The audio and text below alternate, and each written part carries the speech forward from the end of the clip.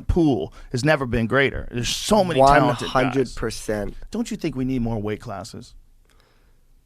I could say, well, I'm trying to talk you into it. I like how I phrase that question. Okay. If you're going to be governor, you can't let people be this sneaky. Well, they tell me, why aren't you running for mayor? Why aren't you running for governor? I said, the same reason that a lightweight fought heavyweight. That's the same reason. Jump right to the top. Yeah. No, but just to do something. But okay, as far as weight classes go, yeah, I mean, it'll be a change because, like we say, we love the past. We love our golden era. But if you're sitting here saying we need more weight classes and you're there every show and every day. I think it'd be a pain in the ass for the UFC, but I think it'd be really good for the fighters. Yeah. I think they need more options. I think every 10 pounds. 10 pounds is a lot.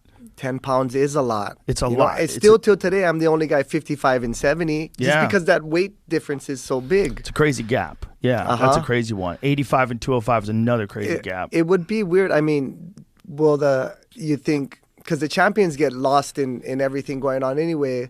Would there be more? Would it be like boxing where there's so many champions you don't know of? No, because boxing has too many. Okay. But I think there's a comfortable medium. Every 3 pound boxing. I think it's 10 pounds. That's what I'm thinking. Every 10 pounds for MMA. And just go so 60, go up 70, or you can go down. 50, 60, 70. Yeah, something like that, or 55, 65, 75. That might be easier to do since we already have 85 and 205. Yes. So then we just put in a 195. 65, 75. Yeah. And then you have more champs. There's a lot of talented people. Yeah, a lot of talented people out there. Yeah. And maybe there's a lot of guys that if they didn't have to cut that extra 5 pounds, they would be way better because they wouldn't be depleted.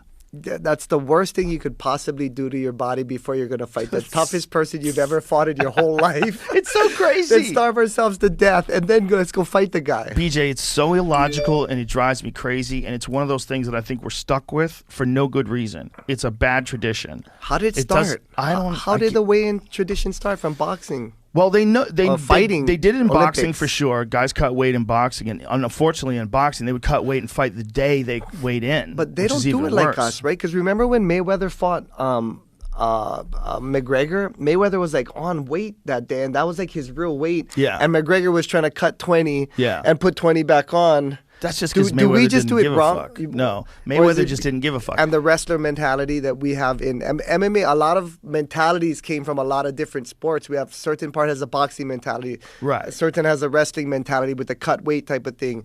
Then you've got that jiu-jitsu mentality mixed in there. But was that a wrestling thing? For us, that's ingrained in us. Like, hey, if you're going to cut weight, make sure you weigh 20 pounds over the next day. Don't make that your real weight.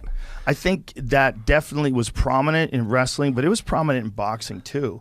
Okay. You know, remember when, wasn't that a part of, they thought Duck Koo Kim when Boom Boom Mancini killed him in that fight? Yeah. They think part of that might have had to do with cutting weight for the day of the fight because they would weigh in that day. And then walk in the ring with no water in their brains. And who knows what they knew about electrolytes and shit back then.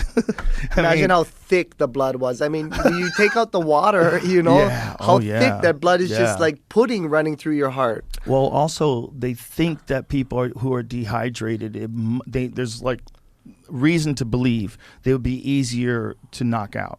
They would be more susceptible to concussions. They would have less fluid in their head. Right. If that's true, I'd agree. Crazy that you're allowing people to do that 24 hours before a cage fight. Yep. That's crazy. Yep. That is crazy. Do you know how ONE FC does it? They supposedly have some sort of hydration test.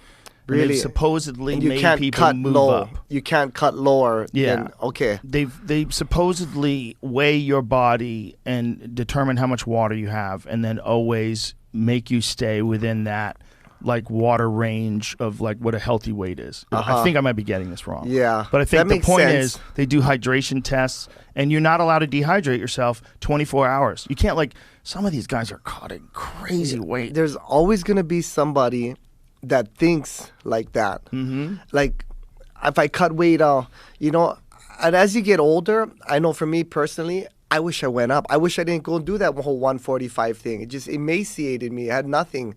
Not only was I didn't have the hunger I had when I was a kid, but you just emaciate yourself down to nothing. And you see fighters like James Toney, he goes to heavyweight and he wins a belt. Yes. You know, I think it is, as you get older, I think maybe it's a smarter thing to go up instead of down.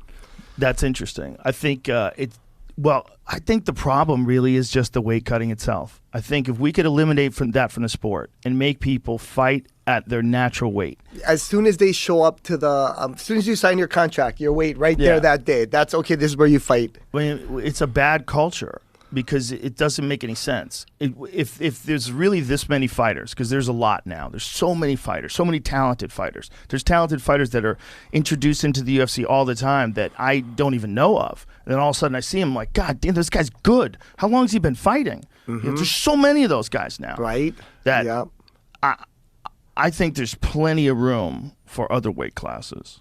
I think there's plenty of room.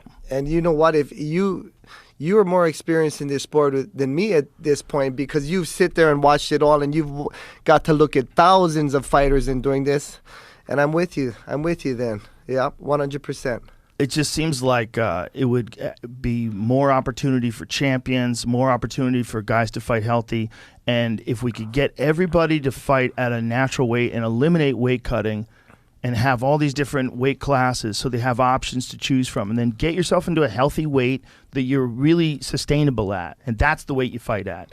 Fuck all this.